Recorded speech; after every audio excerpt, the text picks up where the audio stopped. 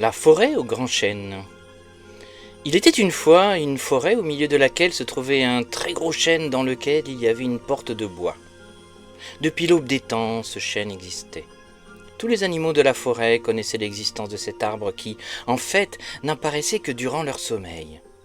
C'est alors que les cerfs, les biches, les faons, les loups, les oiseaux, les hérissons, que sais-je, ouvraient cette porte.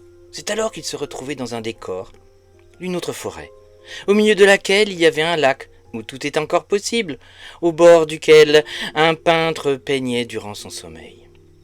C'est le loup qui demanda en premier au peintre de lui trouver un conte, une légende, une histoire, où il cesserait enfin d'être perçu comme un méchant.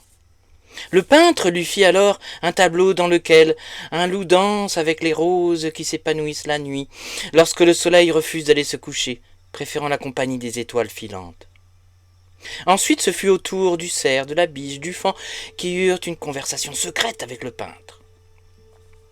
Le tableau qu'il fit représenta une forêt dans laquelle les arbres sont de coton, les oiseaux ainsi que les chauves-souris, fabriqués avec des odeurs de lavande et de jasmin. Les flocons de neige fabriqués avec des notes de musique. Les cerfs, les biches, les faons comprirent alors qu'ils allaient enfin trouver la paix.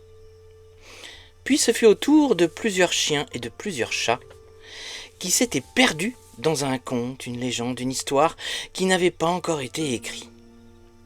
Ils demandèrent alors au peintre de peindre ce conte, cette légende, cette histoire, afin de s'y retrouver.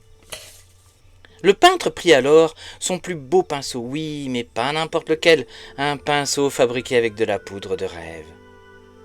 Dans son tableau, il y avait un conte, une histoire, une légende, où il était question de plusieurs chiens qui dansaient une valse infinie avec les libellules, oui, mais pas n'importe lesquelles, celles qui dansent la nuit avec les grenouilles, celles du lac où tout est encore possible.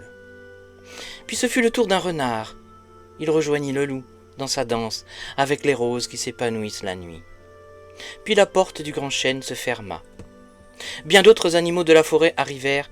Ils essayèrent d'ouvrir cette porte, mais en vain. Pourtant, un jour, ou plutôt une nuit, oui, mais pas n'importe laquelle, celle où le soleil danse avec les étoiles filantes, la porte du grand chêne s'ouvrit. La suite, c'est un autre conte, une autre légende, une autre histoire.